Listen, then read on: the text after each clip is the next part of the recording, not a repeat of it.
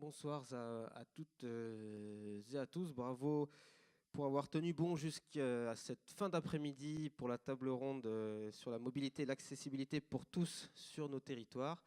J'ai le plaisir d'appeler sur scène nos quatre intervenants. D'une part, Julien Soro, donc, qui est responsable pôle égalité des chances, diversité au sein de l'école de management de Normandie et qui est également co-responsable du groupe handicap de la conférence des grandes écoles. Installez-vous. Maryse Vépierre, qui est membre du directoire et du pôle ressources au sein de la Caisse d'épargne Normandie. Christophe Courcou, directeur de Actif Insertion, pôle mobilité littorale. Et puis également Patrick Jantet, donc PDG de SNCF Réseau. Merci de vous joindre à cette table ronde. Alors, sujet de la mobilité, de l'accessibilité pour tous, on l'a souligné dans la préparation de cette table ronde. Sur l'ensemble des territoires. Alors peut-être pour démarrer, Julien Soro, comment est-ce que vous percevez le sujet de la mobilité, de l'accessibilité et notamment vis-à-vis des étudiants? Bonjour à tous. Alors évidemment, en tant que représentant d'une école de commerce, je pense à l'accessibilité à nos formations dans un premier temps pour les étudiants en situation de handicap. C'est une problématique qui est assez importante pour toutes les écoles du supérieur. Il faut savoir qu'au niveau statistique, en France, il y a environ 25 000 étudiants en situation de handicap qui sont inscrits dans les établissements de l'enseignement supérieur sur environ 2,5 millions, ce qui représente uniquement 1,1%. Donc c'est quelque chose de problématique pour nos établissements. Alors, soyons positifs tout de même, il y a une grosse évolution. En 2004, il n'y avait que 7 000 étudiants inscrits dans les établissements du supérieur, ce qui fait à peu près une progression de 13% en moyenne par an. Mais c'est toujours insuffisant. Alors, on peut s'interroger sur les raisons de cette moindre inscription des étudiants en situation de handicap dans des formations du supérieur. Nous viennent à l'esprit forcément le manque d'accessibilité. Là, on parle plutôt des locaux. En tout cas, c'est ce qui ressort d'une enquête qui a été faite en 2017 par l'association Tremplin Handicap. Il y a également les mentalités qui peuvent jouer. Les étudiants ou les membres des écoles qui ont été interrogés par cette enquête ont relevé ce point-là. Principalement de par mon expérience et les échanges que je peux avoir avec les étudiants qui sont concernés, il y a une forme d'autocensure des étudiants en situation de handicap à s'inscrire dans des formations de l'enseignement supérieur, quelles qu'elles soient. Et pour le coup, c'est un vrai problème pour nous, établissements du supérieur, puisque il faut savoir qu'il y a de gros efforts qui sont faits pour accueillir tous les étudiants, quels qu'ils soient, et adapter le contenu de nos formations pour les étudiants en situation de handicap. Donc un enjeu de changement de regard, mais aussi de donner confiance à l'ensemble des étudiants pour favoriser l'insertion dans les formations d'école de management, par exemple. Maryse Vépierre, alors on pouvait se poser la question, on s'était dit en préparant cette table ronde, une banque sur une table ronde pour la mobilité. Finalement, qu'est-ce que ça veut dire pour vous, la mobilité accessible pour tous? Oui, alors une banque, mais en même temps pas n'importe quelle banque, hein, c'est la Caisse d'épargne. Donc je rappelle qu'on a 200 ans cette année. Les caisses d'épargne, elles se sont créées au départ pour donner accès à l'épargne au plus grand nombre. De l'épargne réinvestie dans des jardins ouvriers, dans également donc les bains-douches, dans le logement social, etc. Donc l'insertion est un sujet extrêmement important qui fait partie de l'ADN des caisses d'épargne et de la Caisse d'épargne Normandie en particulier. Et quand on parle mobilité et accessibilité, bien sûr, on peut penser à l'impact environnemental, et c'est un sujet pour nous. Mais on pense aussi insertion, parce que mobilité et accessibilité sont indispensables pour accéder à l'emploi, pour accéder au logement et du coup pour s'insérer dans la société en général. Donc voilà, donc ça c'est un sujet très prégnant pour nous dirigeants de la Caisse d'épargne Normandie et également pour nos clients sociétaires qui sont représentés au conseil de surveillance et qui sont très impliqués dans des sujets d'initiative solidaire. Alors pour tous, ça veut dire en tant que banquier, travailler la mobilité et l'accessibilité pour nos clients, pour nos 1,2 millions de clients en Normandie. Ça veut dire en tant qu'employeur, travailler sur la mobilité et l'accessibilité à l'emploi pour nos salariés. Et ça veut dire, dans le cadre de notre mission en fait, sociale et solidaire, également faciliter l'accès, l'insertion de tous les Normands voilà, dans la vie sociale. Voilà, ça c'est les sujets qui nous préoccupent et qui concernent finalement tous les acteurs avec lesquels nous sommes en contact. Donc à la fois en interne pour les salariés, les clients.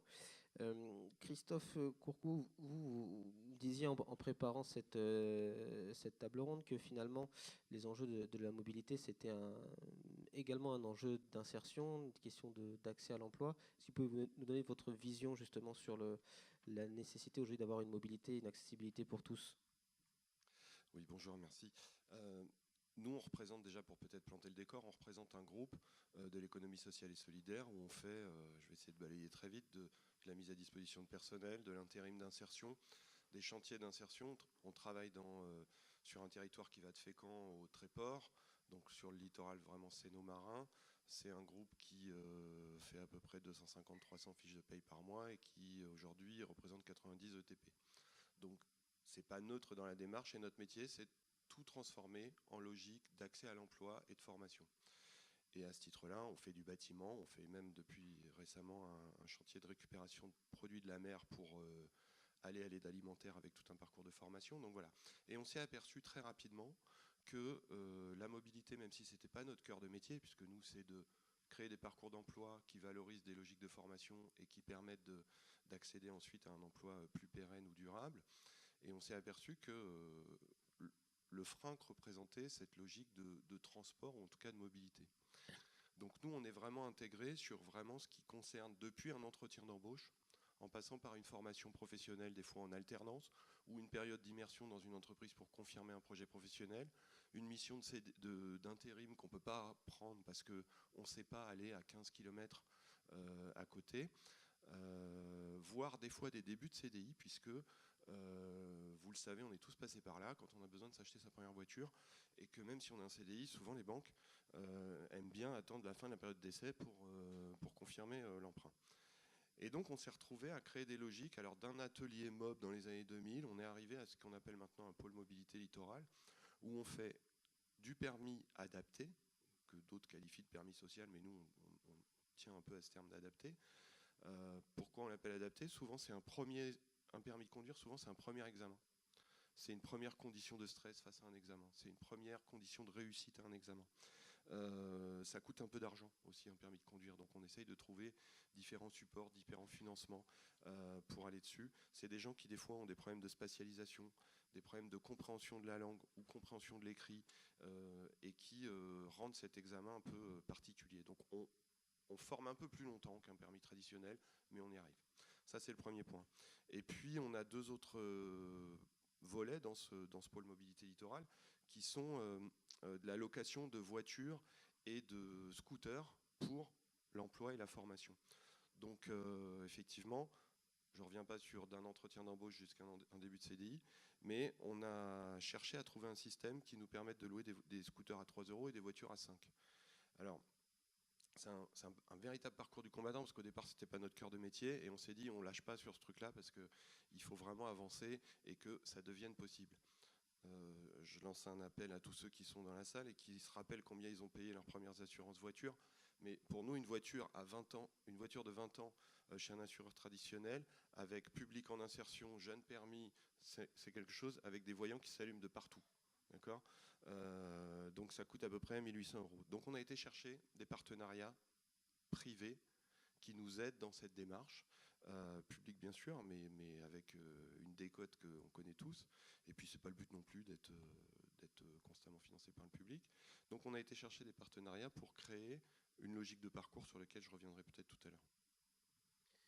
Merci. Alors Patrick Jeantet, en préparant cette table ronde, vous vouliez évoquer en introduction les oubliés du transport collectif. Alors qui sont-ils? Oui, quand on parle mobilité et accessibilité pour tous, mais c'est aussi pour tous dans tous les territoires. Et donc, on a 2 ans, évidemment, on pense tous à l'accessibilité des gares, je vais y revenir, mais avant ça, force est de constater qu'en France, on a un certain nombre d'atouts. On a eu le versement de transport, qui est une fiscalité qui a permis un développement extraordinairement positif des transports collectifs urbains. On a un réseau ferré qui est un réseau historique, qui est très développé. C'est un des plus développés d'Europe, hein, que certains critiquent, mais qui globalement donne des services de assez grande qualité, hein, même si on aimerait bien que ça soit de meilleure qualité encore. Et ce réseau ferroviaire, évidemment, relie très bien les villes. L'urbain et le versement transport organisent très bien les transports publics urbains, mais force est de constater que les territoires entre tout ça, donc les territoires ruraux, les territoires des petites villes, sont largement les oubliés du transport collectif aujourd'hui. On sait tous que les cars départementaux sont par exemple essentiellement, historiquement, des cars scolaires, et donc remplissent que très partiellement cette mission.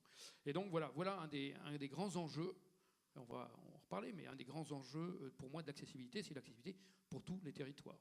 Puis après, il y a le deuxième qui est évidemment, alors là, plus sur le réseau ferré en particulier, hein, qui est l'accessibilité des gares. Et l'accessibilité des gares est un sujet qui est complexe.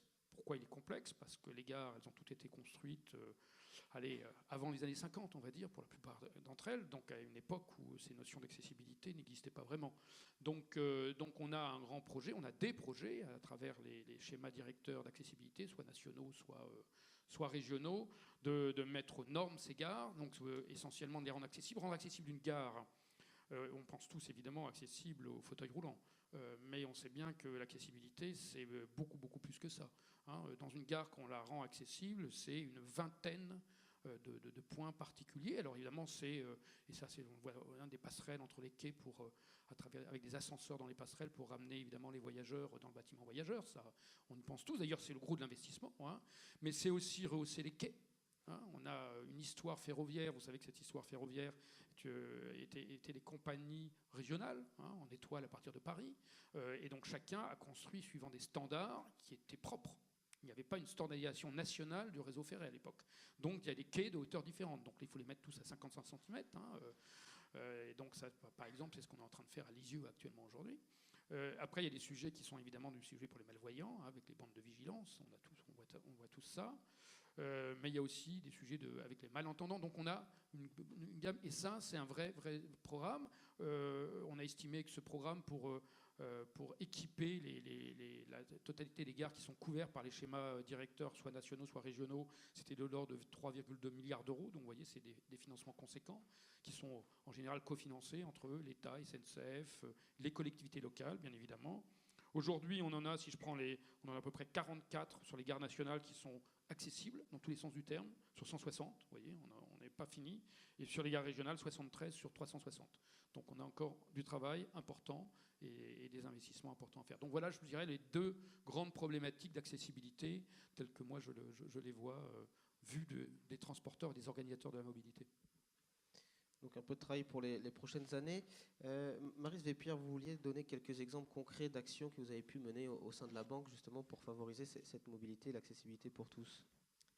Oui, alors je vais commencer par évidemment l'accessibilité à l'offre bancaire, hein, et aux services bancaires pour nos clients. Il y a un point important qui est notre présence sur tout le territoire. Hein. Nous avons à Caisse d'Épargne Normandie 210 agences, hein, sur tout le territoire. Donc on est présent en zone rurale et en zone urbaine. C'est vrai pour toutes les caisses d'épargne d'ailleurs. Hein. Donc ça, c'est un point important pour maintenir une accessibilité de nos clients aux services bancaires. Derrière ça, c'est tous nos clients. Hein. C'est-à-dire qu'on a aussi des offres très adaptées aux différents types de clientèle, y compris des offres spécifiques pour des clientèles fragiles. Ça, c'est l'accès physique. Hein. Avec le digital, nous investissons énormément actuellement dans le digital, hein, parce que c'est vrai que ça donne de nouvelles perspectives d'accès. Hein. C'est l'accès finalement à son compte, à la réalisation d'opérations, aussi pour des personnes qui ne peuvent pas se déplacer. Hein. Donc à partir de leur domicile, c'est une application qui s'appelle Banxo et qui permet de réaliser toutes les opérations sur son compte. Et demain, à partir du début de l'année 2019, nous allons également offrir là une plateforme multimédia qui permettra en 2019 à des clients de rencontrer, mais à distance, à travers des visioconférences, des conseillers expérimentés. Voilà, donc ça c'est l'accessibilité client. Alors après, il y a l'accessibilité salariée, mobilité et accessibilité salariée. Alors c'est un intervenant tout à l'heure qui disait, pour réduire l'impact environnemental, ramener le travail près du domicile des gens. Voilà, c'est vrai que c'est une évidence. Je dois dire que je suis assez fière et contente quand j'entends ça, que la Caisse Normandie ait fait le choix, par exemple, quand elle a fusionné la Haute et la Basse Normandie, de maintenir 2 sites. Un site à Caen, un site à Rouen. Ce n'est pas toujours le choix que font les entreprises. Quand elle fait le choix de maintenir des agences, voilà, sur tout le territoire, parce que c'est grâce à ces choix-là qu'on maintient l'emploi. On n'a pas besoin de le ramener, l'emploi. On le maintient au plus près des domiciles des collaborateurs. Donc ça, c'est un choix important. Ensuite, c'est vrai que pour limiter les déplacements, on étudie aussi certaines pratiques. Par exemple, on a expérimenté le télétravail à distance et en 2019, on étudiera même le télétravail à domicile, ce qui ne semble pas toujours évident pour une banque, mais il faut faire preuve un peu d'imagination parfois. Donc ça limite déjà les déplacements. Hein. Bon, après, on ne peut pas limiter tous les déplacements. Donc, pour réduire l'impact environnemental des déplacements qui, malgré tout, sont inévitables, nous avons des actions comme des vélos électriques, par exemple, qui sont mis gratuitement à la disposition de nos salariés pour leur trajet domicile-lieu de travail. Des véhicules électriques, évidemment, pour les déplacements professionnels.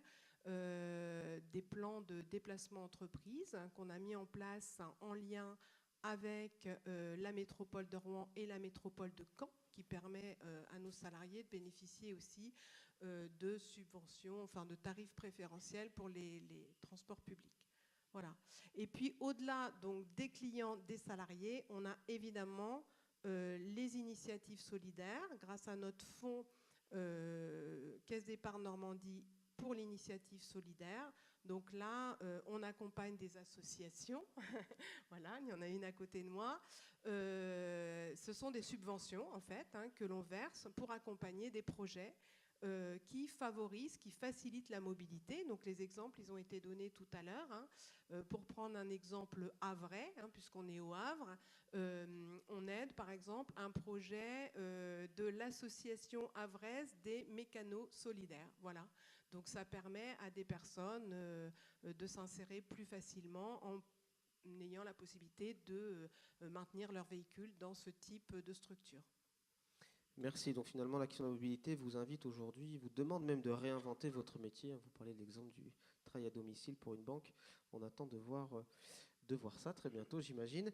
Donc sur le sujet de l'accompagnement, très bonne transition. Christophe Courcou, vous parliez d'un parcours, d'un parcours quelque part que vous avez mis en place, qui va même jusqu'à la formation dans un garage. Comment aujourd'hui vous avez mis en place cette activité ? Oui, alors j'avais commencé à l'aborder tout à l'heure. Effectivement, quand on est en recherche d'emploi ou dans un début de parcours professionnel ou même après une rupture de parcours professionnel, puisque la logique d'insertion elle concerne aussi ces publics-là, on essaye, nous, structure de l'ESS, de pouvoir réfléchir des schémas, des mécanismes. Et souvent, ce qu'on a l'habitude de dire, je rebondis sur ce que vous disiez, c'est qu'on sait fonctionner, mais on ne sait pas toujours investir. Donc, parce qu'on est sur des nouveaux modèles économiques et qu'il faut pouvoir avoir une forme de crédibilité entrepreneuriale, institutionnelle, et que derrière, il nous faut des appuis. Donc nous, le parcours, donc c'est à ce titre-là notamment que la Caisse nous a aidés, nous, à investir dans des voitures, parce que, comme vous le savez, plus on va louer des voitures qui sont vieilles, plus elles vont revenir abîmées, alors que si on a des voitures qui sont neuves, déjà on a des coûts d'entretien, on a permis aussi d'avoir des logiques d'assurance, parce que ça nous permet aussi d'assurer tout risque. Je rentre dans des petits détails techniques, mais ça permet de les assurer tout risque, et du coup de diminuer les cautions, puisque la caution, c'est le coût de la franchise pour celui qui loue. Alors que ce n'est pas toujours le cas. Voilà. Donc on essaie de trouver tous ces mécanismes-là. Alors nous, on essaie de penser un schéma, un parcours de mobilité qui commence alors qu'on soit en démarche de formation, en premier job, en reprise d'activité professionnelle, L'idée, c'est de dire, bon, je commence à louer un scooter. Et puis, je peux me lancer dans une logique permis et commencer à passer mon permis de conduire. Parce que, voilà. Et puis, au terme de ce permis de conduire, alors je vais dire première étape, première bifurcation, c'est que si on ne peut pas aller au bout du permis de conduire, parce que s'il y a des gens qui n'iront pas au bout du permis de conduire, ben, on doit pouvoir acheter un scooter, parce qu'on doit pouvoir être autonome dans sa démarche à l'emploi.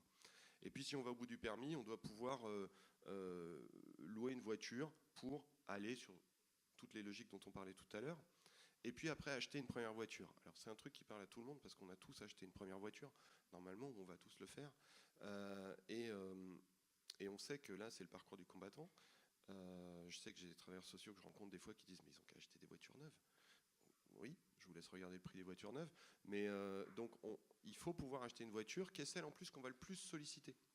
Parce qu'elle va répondre à une mission d'intérim. Parce que si on est à Vraie, à un moment donné, on va avoir une mission à Rouen. Et puis on va peut-être avoir une mission à Dieppe ou une mission sur Deauville ou de l'autre côté de l'eau, comme on dit ici. Et cette voiture, on va la solliciter. Et donc, pour envisager ce parcours-là, on s'est dit, bon, d'une part, on va chercher des partenaires privés. La Caisse d'épargne pour l'investissement. On est allé chercher des assureurs sur la base de leur propre confiance, on en parlait tout à l'heure, et des gens qui nous ont fait confiance et qui ont aussi fait confiance à ce public issu de l'insertion. Parce qu'on doit aussi se battre souvent sur le fait que l'insertion, ça n'est pas un gros mot. Quand on parle de formation aux gens, on dit ah ouais, c'est bien la formation. L'insertion, on se méfie un peu plus. On l'a vu, nous, avec les paniers de la mer, on hésite un peu à manger le poisson qui est issu de l'insertion. Mais voilà, donc l'insertion, ça n'est pas un gros mot. Insertion, formation, c'est une logique dans laquelle on peut tous être à un moment ou à un autre. Donc, des assureurs, je disais, pour qu'au terme de ce même parcours, j'ai loué un scooter, j'ai passé mon permis, j'ai loué une voiture, j'achète ma première voiture, je peux valoriser cette expérience d'assuré. Et déjà, mon coût de location, mon coût d'assurance va diminuer. Et puis, il nous manquait un système. Du coup, on s'est dit, il nous faut un garage. Parce qu'un garage va nous permettre, d'une part, d'entretenir tout notre parc, mais aussi de remettre à la vente des premiers véhicules. Et vous savez, ces voitures, quand des gens achètent une voiture neuve et qui donnent la vieille 205, la vieille AX, qui a 100 000 km, mais qui ne vaut plus rien, quoi. Donc on doit pouvoir la reconditionner et la mettre. Et puis comme nous, notre métier, c'est de faire de l'insertion et de la formation, on s'est dit, mais le garage, il va à la fois offrir un service de qualité, mais il va aussi être un lieu de support à la formation, donc un garage école. Et donc on a ouvert ce garage en entreprise d'insertion, et il a une double vocation, triple vocation. C'est-à-dire que des gens qui travaillent classiquement et qui pourraient aller dans un garage traditionnel vont pouvoir consommer classiquement dans ce garage en se disant je consomme responsable et je permets à modéliser un petit peu cette logique économique. Deux, toutes les personnes dont on a parlé tout à l'heure qui sont en accès à l'emploi vont pouvoir bénéficier de tarifications spécifiques sur des pièces ou du coût de la main d'œuvre. Et puis trois, ça sera un garage école. Et donc c'est une logique qui devient complémentaire avec tout notre parcours d'accès à la mobilité. Et donc, la mobilité aujourd'hui, c'est la bonne idée de tout le monde. Vous trouverez tout le monde qui a des bonnes idées en disant je vais faire. Moi, au début, on levait un peu les yeux au ciel parce qu'on nous disait il y a une asso, ils veulent faire de la location de voiture à 5 €. Puis en général, ils arrêtent très vite parce que c'est un modèle économique qui est très compliqué à trouver. Parce que, alors nous, on n'est pas très, pour le coup, je dirais éco-responsable parce qu'on loue plutôt des voitures, mais on essaye de générer aussi des logiques de covoiturage, des logiques participatives. C'est-à-dire l'enjeu pour nous, c'est que plus personne ne soit en logique de dire je ne peux pas aller à cette formation parce que je ne peux pas m'y rendre en fait. Ou je ne peux pas prendre cette mission d'intérim parce que, pareil, je ne peux pas m'y rendre. Ou je suis obligé d'abandonner une formation à long terme parce que, voilà. Donc finalement, donner les moyens à tous de pouvoir, entre autres, s'insérer dans la vie économique. Patrick Jeantet, vous avez commencé à évoquer un petit peu les actions que vous mettiez en place dans les gares. Vous m'avez parlé d'autres actions que vous aviez auprès des usagers, notamment pour l'accessibilité. Bien sûr, on a 12 millions de personnes, on va dire, en situation de handicap en France à peu près. On en a 5 millions qui sont malentendants. Donc par exemple, on a fait avec une start-up, on a mis au point une application que vous trouverez sur tous les bons téléphones, qui s'appelle Roger Voice, et en fait qui fait une transcription, alors qui dépasse la mobilité, de loin bien sûr, qui fait une transcription de la conversation téléphonique. Donc vous appelez le numéro de votre correspondant, et à ce moment-là, vous voyez s'afficher ce qu'il dit, Et donc, vous pouvez avoir une conversation téléphonique. Et donc, évidemment, c'est utile si vous voulez demander, si vous voulez appeler quelqu'un sur des horaires de train, etc., etc. Mais c'est utile de manière générale pour communiquer. Et ça fait partie, de mon point de vue, de la mobilité et du relationnel. Et ça, c'est extrêmement important. Voilà un exemple qui est tout à fait différent, en effet, de gros investissements. Comme le disait un Gare de Lisieux, 13 millions d'euros pour faire une passerelle, remonter les quais à 55 cm.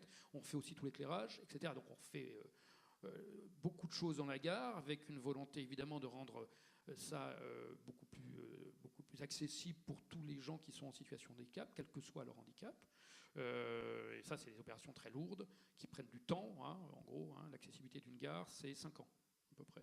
5 ans parce qu'en réalité, dès qu'on touche la voie ferrée, évidemment, on essaye de ne pas arrêter les trains, donc on travaille la nuit.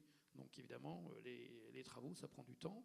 Et puis en plus, c'est dangereux. Donc on fait attention. Donc les travaux sur une gare, c'est compliqué, long et cher, mais il faut le faire et ça prendra pas mal de temps. À l'inverse, il y a tout un tas de choses qu'on peut faciliter. Là, je pense à Roger Voice, mais il y a tout un tas d'autres sujets sur lesquels on peut aller beaucoup plus vite et améliorer considérablement justement l'insertion, entre guillemets, en tout cas la vie le plus possible comme les autres des gens qui sont en situation de handicap. Merci. Alors si on revient du côté des étudiants, Julien Soro, vous aviez évoqué en préparant cette table ronde un statut un peu particulier que vous vouliez développer et que vous portiez avec notamment la conférence des grandes écoles. Alors, avant de développer ce projet, je voulais évoquer les efforts qui sont faits concrètement par les écoles du supérieur, avec depuis une dizaine d'années maintenant la mise en place dans la plupart des écoles membres de la conférence des grandes écoles d'un référent handicap.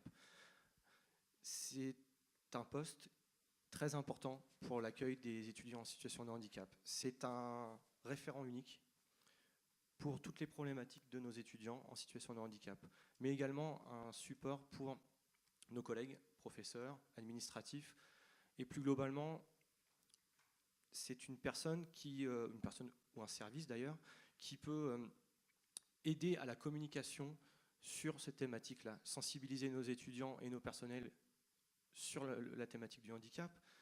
Et bien évidemment, le rôle d'un référent handicap est d'accueillir et d'accompagner les étudiants en situation de handicap tout au long de leur scolarité. Alors, quand on dit accompagner et accueillir, on pense notamment, pour ceux qui sont concernés ou qui ont fait des études, on pense tout de suite au tiers-temps, le fameux tiers-temps supplémentaire. À vrai dire, c'est juste un détail, puisque si on s'arrêtait à ça, c'est vraiment un aménagement très limité. On conçoit plutôt l'accompagnement de l'étudiant en situation de handicap dans sa globalité.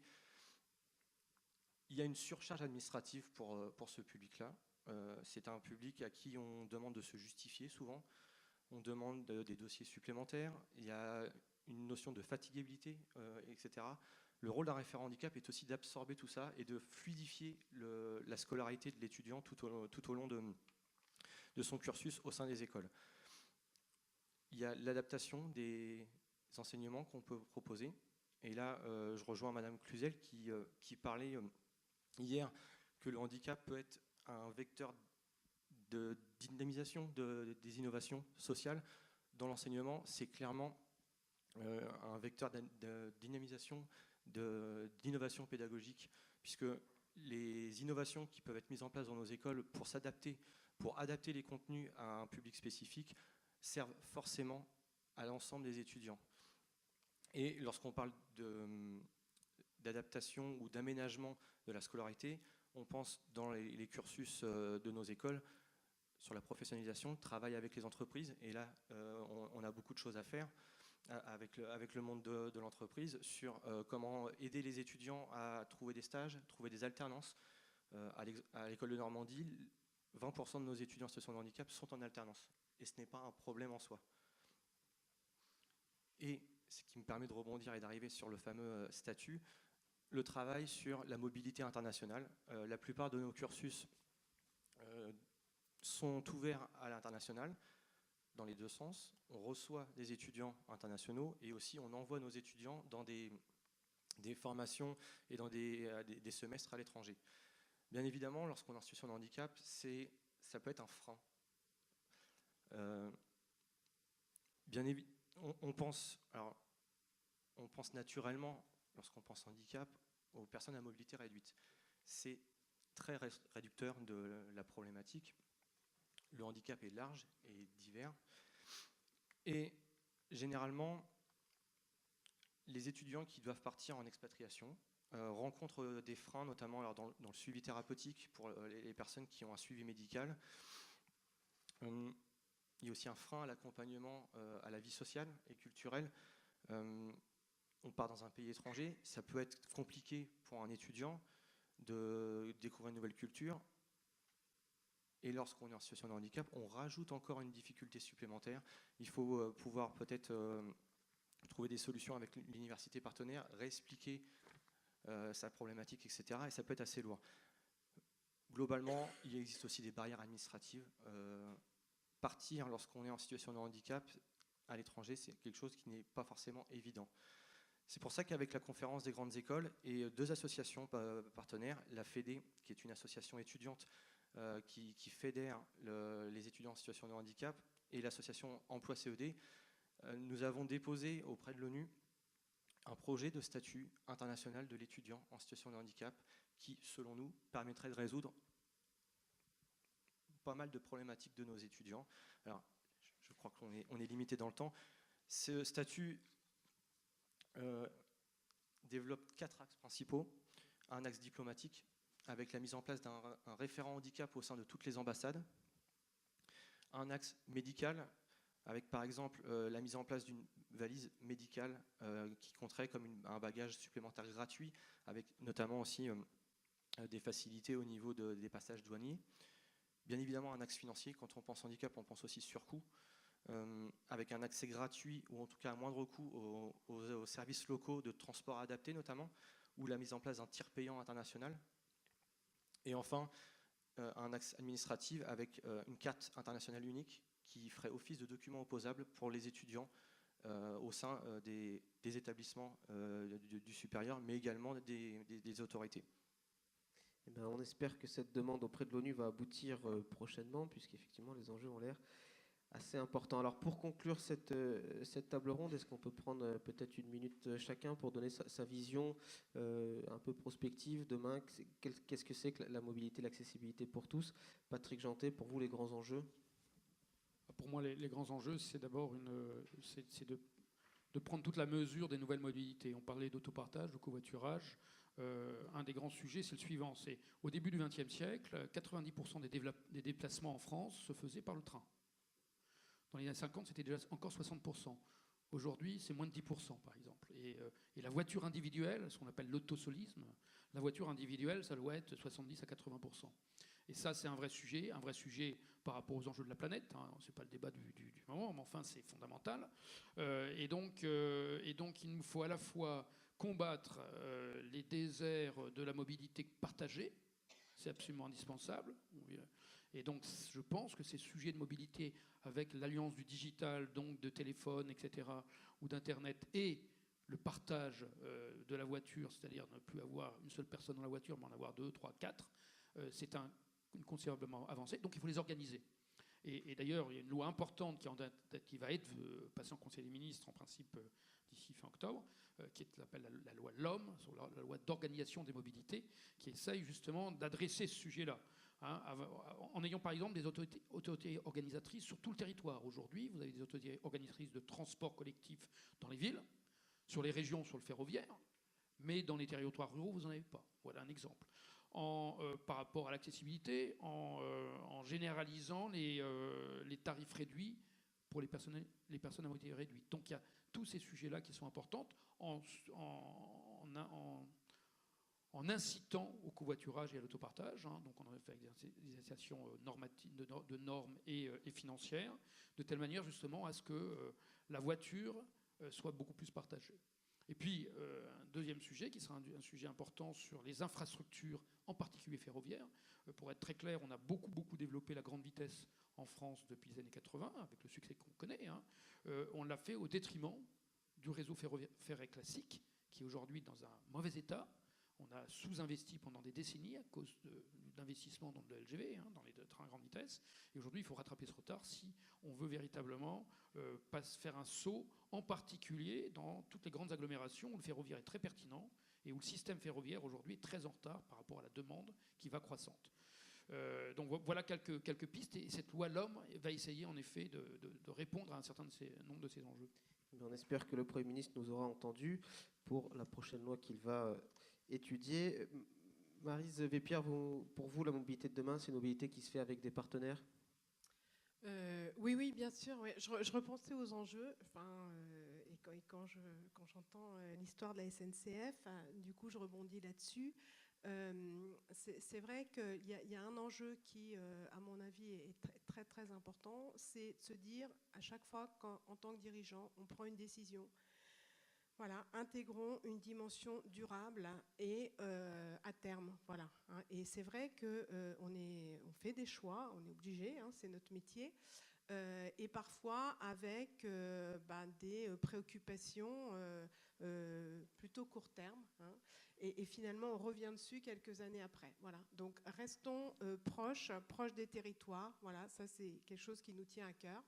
Et ensuite pour le faire, il faut effectivement développer le travail avec les partenaires. Et là, on l'a vu avec Christophe, on l'a vu avec Julien, les sujets, ils sont extrêmement complexes. Hein. Donc, même si nous, en tant qu'entreprise, banque, et chaque acteur, de façon tout seul, ne peut rien, en fait. Hein. Parce qu'il n'a pas l'ensemble des problématiques qui sont à traiter. Il n'a pas cette vision d'ensemble. Voilà. Donc travailler avec des partenaires, c'est important.